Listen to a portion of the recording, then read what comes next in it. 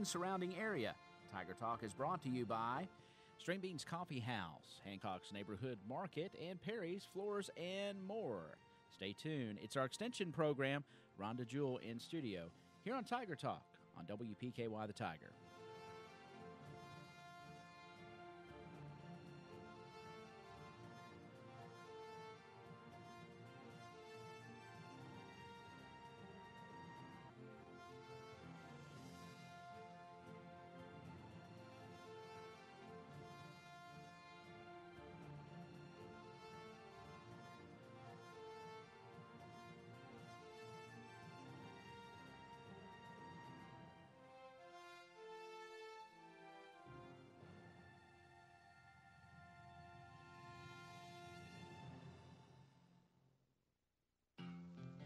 String Beans Coffee House in downtown Princeton specializes in made-to-order espresso drinks. Stop by Monday through Friday from 7 a.m. to noon and enjoy a pick-me-up. You can also enjoy fresh-baked scones, homemade chocolate chip and oatmeal raisin cookies, and espresso brownies that'll keep you going all day long. They're also open on Saturday from 9 to 2. String Beans Coffee House on Lower Main in Princeton. Great coffee and more in a great atmosphere on Lower Main in downtown Princeton.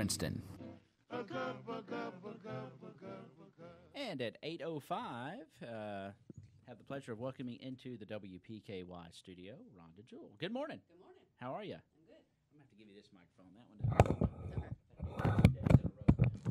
Okay. There you go. Now Better. say hello. Good morning. There you go. I don't know why that microphone's not working. It does. I've had gremlins in here the past few days, and I just haven't had time to get them all worked out. I've kicked some of them out, but not all of them. So, anyway, how are you this morning? I'm good. Good. Good deal. I know it's a new year. It seems like you were just here the other day, but it's a new year and all kinds of good stuff going on with 4-H, and we'll get right to it. Exactly. Well, again, we're off to a new year. Speaking of a new year, last night we had our first council meeting of the new year. We have some new members that we introduced to the 4-H Council, and we're really excited about those. We always start the year off with a chili soup supper and to just kind of welcome the new members and just kind of show our appreciation, for me to show my appreciation to the 4-H Council. Some of our new members that we have on board are Serena Eldridge, James Boone, Lori Rogers, Amy Lewis, Jenny Burrell White, Charlotte Cotton, and Hunter Adams. Wow. And we actually had 27 members there last night, and all of our first-year members were there. We had a wonderful meeting. It was Great just council. it really was. Yeah. It was just kind of like wow. But I guess if you feed them, they will come. But of course, that's always an incentive anyway. It is. One of the things that's neat is Hunter Adams was. He just recently graduated, Right. and he is becoming a council member. He's becoming a volunteer. He's going to lead, co-lead the livestock judging team. So that just kind of, it really kind of makes things come full circle because exactly. And we just appreciate he as well as all the other volunteers very much. And we have several that are connected with livestock judging, several that are connected with camp, several that are connected with everything. Right. So we're really excited about those. And that's why it should work. Right? Exactly. You know, you come up through the organization, then you give back. Exactly. So Exactly. And Candy, his mother, has set a very good example. She has. And yes, so anyway, we're really excited about our new members on board. We also have new officers for the next 3 years. Heath Cummins is our president for the next 3 years, and Rebecca Hendon is vice president. Secretary is Sally Hart, and treasurer is Debbie Boone. So Another good group of folks. We're a great group, and we're really excited. Again, we had a wonderful meeting, and just ready to get this year going. Good deal. We also have our TLA that's going to meet next Wednesday, and this is our Teen Leadership Academy. This is the middle school group that does it's combined with Crittenden, Lyon, Livingston, and Trigg, and we get together once a month, and the kids have a chance to learn about different leadership opportunities as well as get to learn about the communities that we're connected with. And January is our month. We're going to be meeting at the Extension office to start the day, and then we're going to go to Princeton Finishing. Then, because our emphasis for January or for Caldwell County is business, industry, and health. Okay. And so the kids have a chance to visit these visit the locations as well as have a chance to learn about some of the career opportunities. Right. So first, what trip. It is. First of all, we go to the Princeton finishing, and the kids are amazed at the mechanics behind it. I guess you could say the technology behind it. I don't think people realize how socks are made. They don't. They really don't. And a lot of people in Caldwell County don't even realize that we have a sock factory here. Yeah, we do. And have for almost, it's 25 years. It's been, yes. And one before that, Princeton, the hosiery mill. Of course. And that's, forever. Exactly. Exactly. It's one of the, I guess you could say, one of the mainstays. Yeah. But anyway, we go to Princeton finishing. We go to the factory where they make the socks, and then we go to the finishing plant where they finish the socks. And so the kids get a chance to see the whole process. And two, we also focus on the fact that this is a family-owned business, and they do have a different type of business because they don't have to market their products, say, but they do have a buyer, and exactly. it's kind of a different setup, but it opens the kids' eyes to some different types of business. Good deal. We also go to the hospital, and here they have a chance to see. Get a tour of the hospital for one thing, and we have such a nice facility, and we offer a lot of services, and that's one of the things that the kids learn about, the different services we offer, plus also the different jobs that you can have in hospital. There's more than doctors and nurses. Exactly. There's x-ray technicians, there's lab technicians, there's CEOs and CFOs and HR, and the whole lot of different opportunities for people in a hospital if they want to go into the medical field. It's not necessarily have to be the blood and guts and stuff, I guess you could say. That's what I would choose, but that's exactly anyway. Right. But no, you bring up a very good point. There are many opportunities to work in healthcare, and just our local hospital is a great example because there's a plethora of jobs that you can do there. Exactly. And then this year we have a new addition to our field trip, to our day, and I'm really excited about this. We're going to get to tour Hydro Gear. And this is, one of, I've toured it once, and so I know that they make lawnmower parts. I'm really not sure what they make, but I was really hesitant about calling because I had been told for several years that they don't allow field trips, and so I just kind of on a whim, I called, and they were so excited. Before I got my words out, she said, "Yes, you may come." So we're really excited. It's a clean plant, and they make the transmission aspect for the mowers and different times, but they've got a large segment of the market, and I mean it has been impressive. They do. They will enjoy that trip. And they said they have a new robotics line, so I'm really excited about that. So really excited about that. And then we'll have some time that we also are going to eat lunch at the hospital. So anyway, that's always good. That's going to be, yes, exactly. That's always good. And again, that's to kind of show off our hospital and the food that they serve there, because it is healthy, it's wonderful, and it's very affordable. Yes, it is.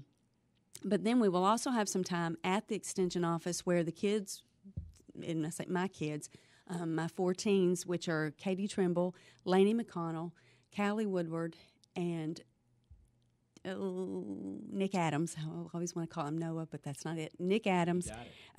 They are going to be the ones that are going to be leading the icebreakers and the games and the fun activities and stuff. So they'll also have a chance to put their leadership skills to work that day. So that's a full day for you. It is. It's going to be a full day, and we just pray that the weather is good and that we don't. Is that? That is next Wednesday. That is next Wednesday. The 17th, yes. Okay. And I think there's a chance of something on Thursday, so we'll hope we're unfortunately in that kind of crazy pattern. Yeah. So. I know last year Crittenden County had to miss because they were out of school, and it was bad there, but not necessarily so here. Exactly. So, but anyway, we're praying for a great day. We also have our adulting series that's continuing on. We have on the 16th, Peggy Cox, who is one of our master clothing volunteers, is going to be teaching a basic sewing class. And this is where anyone... Boy, I need that. Come on. You learn how to hand stitch, learn the parts of the machine, and learn some different things. Oh, no. If it doesn't, I can't do a machine. I just thought you'd need like a thimble and a needle. Well, definitely hand stitching and different things like that. So sewing on a button. You got to see me do a button, man. I mean, just keep looping it through all there those you holes and just tie a knot, and there you go. There is About 50 does it. Well, and that's what I've always thought, and I kind of taught myself how to sew, along with the assistance of my mother, who was not a master clothing volunteer. But I learned from these master clothing volunteers all the time about the correct way. There's a right way. There is. So, and it really makes a difference. So, anyway, we were excited about that, and if anybody would like to sign up for it, they can call the extension office and register. So, That's 365-2787. 2787. You know, I think sewing would be. I think there'd be something therapeutic about it. It is. Really. It is. I love to sew. I just don't have that much time to do it like it takes patience to do it really well. It does. But, it's kind of like welding. You know, if you see a great welding bead, you see a great stitch. You know, it's like the same thing, right? Yes, exactly. I really love quilting, and for those people that might want to be interested in quilting, this will be a good opportunity for them to learn, because quilting, if you're hand quilting anyway, you're just stitching. So that's right. And anyway. That's it. And quilting, to me, that's of course you have Paducah and you have these big quilters, but it's a dying art. That's what I was just going to say. It is. Some of these older skills are just dying. It is. Let's keep them alive. Let's go sewing 101. Exactly. Well, Tuesday night would be anybody's opportunity. And then on this Thursday, we have our kids that are going to be in sewing for the second year and on up. If they participated last year in the first year sewing, they can come back and they can perfect their skills. We have Unit 2, 3, 4, 5, 6, and it goes on up. And so each year the kids just gain new skills. That's this Thursday? Okay. That will be from 3:30 to 4:30, and Peggy and Mary Lou Stevens will be there, and they will be. That's a 4-H function. Yes. Okay. Yeah. It is, and they have to have been in the sewing project before. They have had that first part yes, of it. Yes, Okay. Not necessarily last year, but they have had to have had it. Okay. Something new and exciting. In December, we had a volunteer who went to get certified for horse. Yeah. So we're getting ready for our horse club to get started and geared up, and we're really excited about that. Karen Hester, who is the elementary music teacher, her kids grew up in the 4-H horse program in Livingston County, and she's been a horse leader for years before, and she's ready to get back into it, and we're really excited about the opportunities that she's going to bring to our kids in Caldwell County. We do, for kids to participate in any horse activities, 4-H horse activities in the state, they have to be under a certified leader, and they have to have 6 hours of education. And this club is for those that got to have horse sense. No.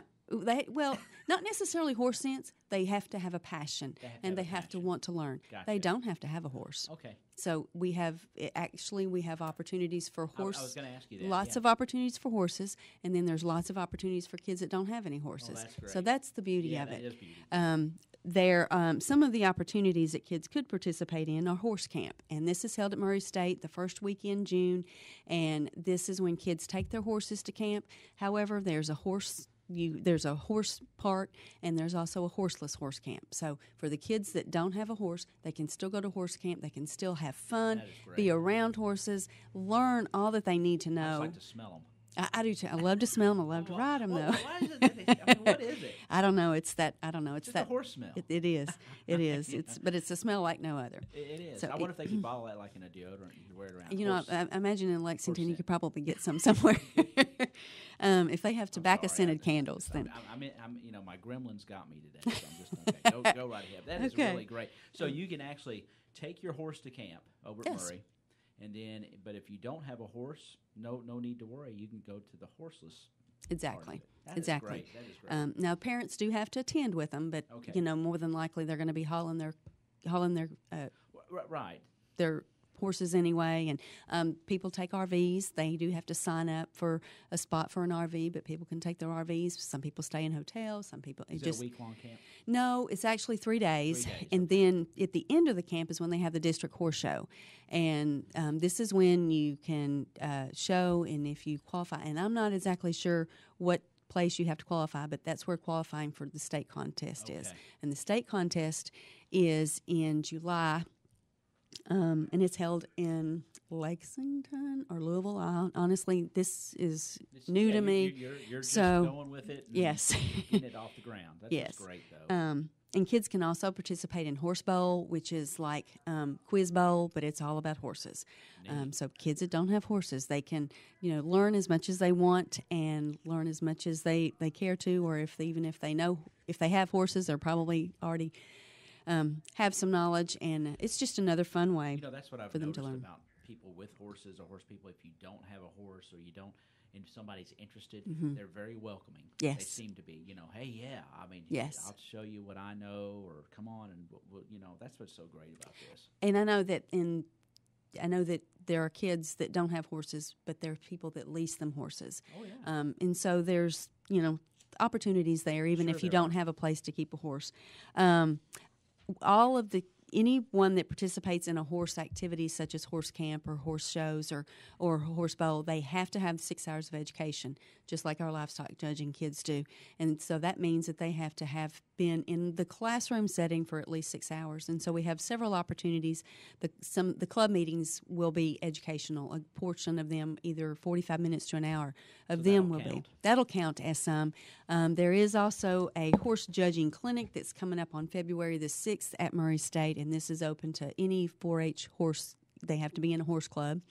And so we're going to hopefully have some kids that go to that, and it's going to help them learn how to judge. And that's another thing I didn't bring up. It's horse judging.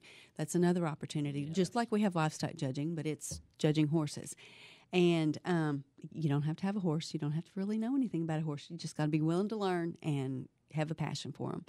And when I say have a passion for them, because not everybody wants to know about horses. No, but there are a lot of people that do. Exactly. And it's they are fascinating, but it's either it seems like you're all in with a horse, or you just kind of because it's expensive. It is, but you've had a bad experience with one. I remember I got on an old rank horse when I was a kid, and promptly was thrown off of it, and really since then, I just never got back on, really. I did a few times, but it just, but that's something that can, through learning, if you start off on the right foot, Exactly. You don't have to worry about that. And there's a lot of kids that want horses, and they don't realize the responsibility that goes into it. They don't realize all that has into it. Goodness, yeah. And so this would give them a chance to see, as well as also their parents to see also what they might be getting into. And, it may be, somebody out there that really, really deserves a horse and really works hard. And so anyway, but we're excited about the opportunity. The first club meeting is going to be January the 29th, and it's going to be held at the Extension office at 6 o'clock. Okay. And typically the club meetings are going to be the last Monday of each month. This meeting is going to be from 6 to 8 o'clock, and that's because we're going to have a parent informational meeting. So parents need to come to that meeting. Yes, definitely. Parents will come to this one, and then the second half is going to be the education, but the parents will still need to stay for that. And I will say that if we have club members under 12, the parents are going to be asked to stay for every meeting. Yeah. For one thing, because this is information that they need to know also, and they need to hear, as well as we're going to need some assistance with different things, and so parents will be highly recommended that they stay. Will the kids get information about this at school? Yes, the elementary kids have already gotten it. They should have gotten it. Hopefully it went in their folders yesterday. If not, the information is there in waiting, and I am also working on a flyer to do for the middle school and for the high school. It's going to be in the newspaper, so it will be hopefully highly publicized and on Facebook. So good deal, yeah. And if you leave me, I'll keep it. I will. As well. I will. I'll get you some information. Just haven't had a chance to do that. I understand. To do the other flyer, but to have the one for the elementary school. I understand. So again, if anybody has any questions, feel free to call the Extension office. Feel free to send me a message on Facebook. The number is 270-365-2787. Nextly, I want to talk about our Kentucky Volunteer Forum. This is an opportunity for volunteers to get some education hours, to have a chance to network with other volunteers across the state, to have a chance to just learn some new things and see what's going on in 4-H across the state. It happens every other year, and this is the year for it. It's going to be held February the 8th through the 10th, and it's held at Lexington at the Hyatt Regency, and it's basically a chance for leaders to teach workshops, to attend workshops, and again, there's also some fun stuff. So it's just an opportunity for the volunteers to get recognition and just have some fun. Right. We have 3 that are going to be going from our county, and that's Brian and Mindy Morgan, Heath Cummins, and myself, and we're really excited. I have heard that we have the highest attendance that we've had of the volunteer forum since it's starting, so that's really good. But we're excited about that, and hopefully we'll be bringing back some new things. Brian is a nationally certified archery coach, and so he has to attend because he'll be leading some sessions and different things. So, good deal. Anyway, yes, we're good representation. Very, very good. So, now we also have Teen Summit that's coming up, and this is a middle school conference. One of the kind. It's not. There's nothing like it that we. Well, I guess I say nothing. There are some other things that we have in our district, but nothing on this. I guess you could say this magnitude. It is a 3-day conference. It's held at JBEZ, which is in Southwest Kentucky. It is an opportunity for middle school kids to learn leadership and communication skills, to make friends all across the state, just to have a chance to see what opportunities they have in 4-H, and what are some things that they can do whenever they get older. It is led by our state teen council, which are teens, and under the direction of agents, obviously. But basically they lead a lot of the workshops, and it's going to be a great year. The cost is $110. It is. That price has not gone up in, I think, 7 years. So we pay more. The agents pay more, but we've helped to keep that cost down. And so this JBEZ facility is very nice, isn't it? It's cabiny and, yes. and rustic somewhat, but it's a neat place to have a conference. It's like a state. It was built about this exactly. But the rooms don't have TVs. They don't have phones. There's not real good cell service. But there is a lodge. Like Island. Exactly. Exactly. But you do have lights, though, right? We do have lights, and there's a lodge, and the food is excellent. Yeah, that's what Emerson said. I think she was over there one time. She went last year. She went to the Teen Summit last year. As a matter of fact, this started about 13 years ago with 75 kids. One session, 75 kids, and it's grown to 3 sessions, 225 kids or 225 people max, and we have only a certain amount of kids that we can take. Can go. Yeah, I have 5 slots, so I have 3 registered now and 2 more slots. So I'd love to fill those slots. I'd love to take a full van load. So that's great. And when is the date on that? March the 8th through the 10th. Okay. The deadline to sign up is, I believe, February the 9th. But if anyone's interested, I wouldn't wait till the last because... You had a little snow over there last year in March, didn't you? There was one year you did. We did. Yeah. Actually, I remember when Paige Hart was in the 7th grade, we got snowed in. We had to stay an extra day. Okay. That was rough, but it was a wonderful... They had a great time. They had a great time, yeah. Did, made very good use of our time. But that's a nice conference for teens. It is. And like you said, they're doing it, and they really get to show their skills that they've learned there and put them on display. So that's what's really good about it. So. They do. So anyway, those are some things that are coming up. On top of school clubs, we have our elementary clubs. I'll be in the elementary the 22nd, 23rd, and 24th, and then the middle school on the 26th, and the high school. We'll have our tattoo champions meeting that morning, and then I have my teen club that afternoon, and teen council meets every second Tuesday of every month at 7:00. So I don't know how you do it all, but you live with your calendar, so that helps. Exactly. As a matter of fact, I thought I lost my calendar. Oh my goodness! I was having a heart attack. Yeah, I found it though. Thank goodness. Yeah. What would you have done? A lot of praying. I'm surprised you don't have like the wrist, the handcuffs to kind of like the president would put on a briefcase like that with your calendar. Yeah. Rhonda, thank you. Is there anything else? I'm not cutting you short. You've got another while. We've got a few more minutes. We can talk here if there's something else. Yes, Country Hams. Hams. I'm so excited. Why wouldn't we? I can't believe I didn't have that. Country Hams. We have a record 25 signed up for Country Ham.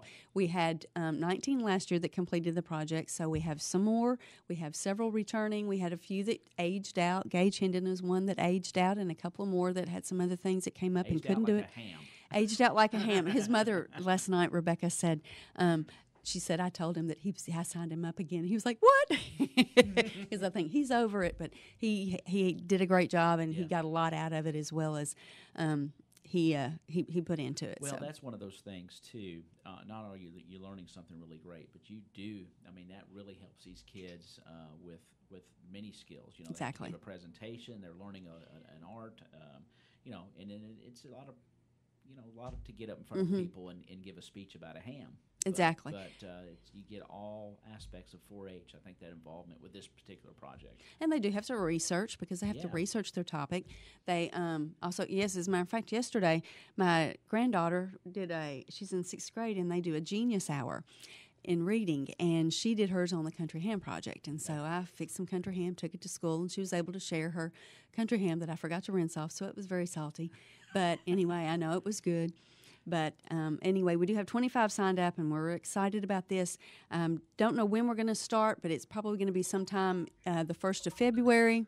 And again, special thanks to Ronnie and Beth Drennan for allowing us to work under them. They are volunteer leaders, and they do an awesome job. They I don't know, we wouldn't have the program without them. Right. And they not only offer it to Caldwell County, but to, I believe it's 9 other counties. So over 250 4-H'ers. For them, yeah. Exactly. I mean, exactly. It really is. Well, and they they have to employ people. They're open on Saturdays for us, and so they're paying their employees, and it's a way they give back, and it's exactly, and we really do appreciate it. Yeah, that's excellent stuff. Okay. Well, you're busy and off to a booming start for 2018, I know. So we are. 365-2787 is the number to the Extension office. You can ask for Rhonda out there if you have any questions about 4-H, any of the programs that you've heard here, or if you'd like to have a question, and you get this note home with your child from school, and you say, well, what is this all about? If there's something you want to be involved in, give Rhonda a call out at the Extension office, 365-2787, and she's quite busy, but she will return your call if she's not there. So anyway, thank you so much. Thank you for our kids. Thank you. Appreciate it. I know you stay busy, and look forward to speaking with you throughout the year about all the goings on with 4-H. Thank you. All right. That's going to wrap up this edition of Tiger Talk at 8:30 this morning. I've had the pleasure of having 4-H agent Rhonda Jewell in studio this morning for our Extension version of Tiger Talk every Wednesday at 8 o'clock here on your hometown radio station, WPKY, The Tiger. It's 8:30. I'm Ty Engelbright. Thank you so much for joining us, and we'll see you tomorrow. Hancock's Neighborhood Market on Commerce Street in Cadiz is the place to shop for delicious homemade goodness.